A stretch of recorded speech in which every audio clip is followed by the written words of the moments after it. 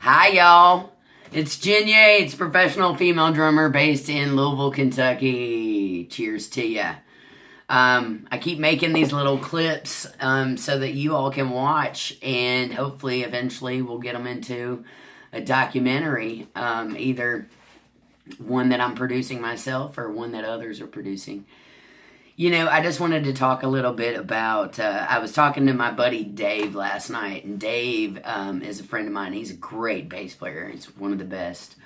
And he is sick and injured, and his left hand isn't like it used to be.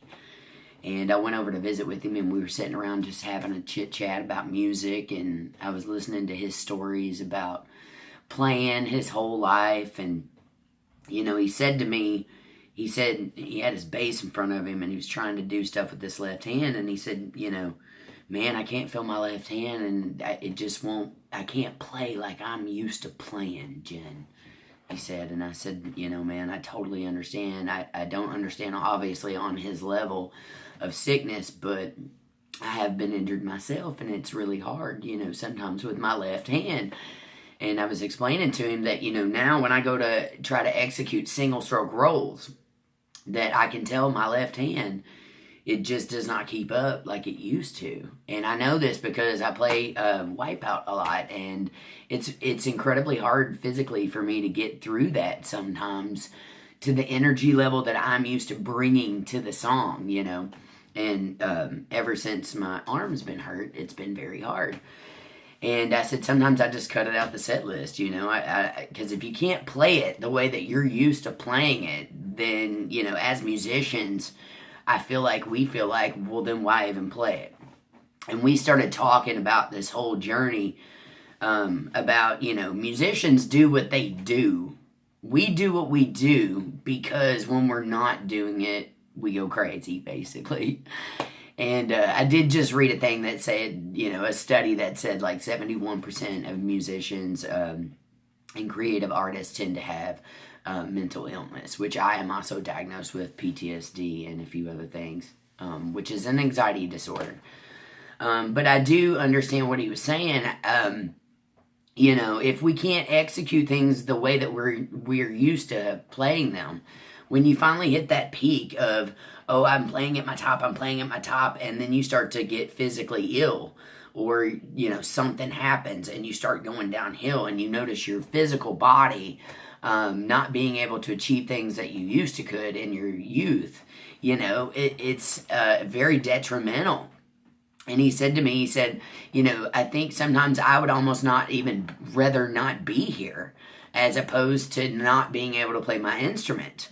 And I can completely relate to that because, you know, trying to make it in the musical field is an incredibly hard thing. And there's, you know, all these new upcoming, you know, musicians and things that you have to compete with. Not that it's a competition, but, you know, if you want those gigs, sometimes you do have to compete and audition and things like that. And not being able to play up to your own standard of excellence is one of the hardest things, I think, so far that I have come across. And I really related to his story, you know. And I said, well, Dave, you know, we're just going to keep praying about your arm, man. And when you get better, we're going to record. And we're going to, you know, play a gig together. So I'm going to keep praying for you, man.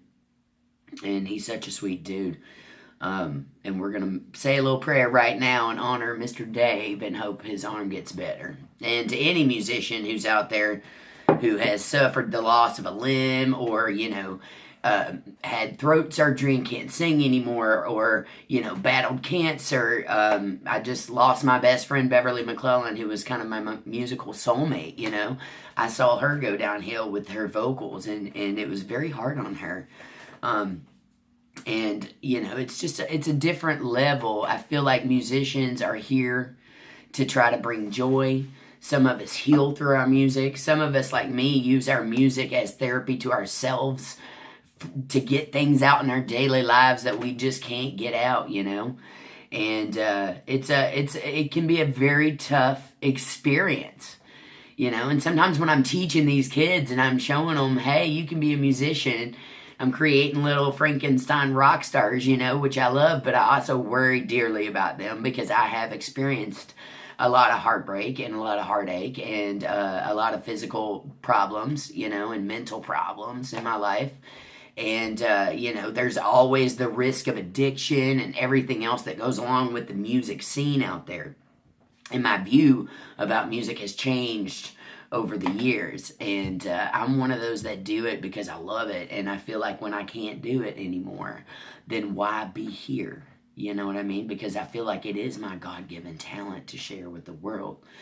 And I'm going to keep doing it as long as I can physically. But I do worry about the students sometimes, you know, because they're going to experience a lot of these things. So you just got to give them the tools and pray and hope that they will take them and, you know, create their own musical journey into this amazing world, you know, via music, which I have totally lived my entire life. So anyway, I hope you have a great day. I just wanted to share that little story about Dave, and let's all say a special prayer for his arm and hope that it gets better. And we're going to pray for every other musician out there that has faced sickness or ailment or hurt in any way, who feels like maybe they cannot play their instrument 100% like they used to. You know, we have to stick behind these people because they bring us joy, right? Where would we be without music? I am Jyn Yates, female drummer in Louisville, Kentucky.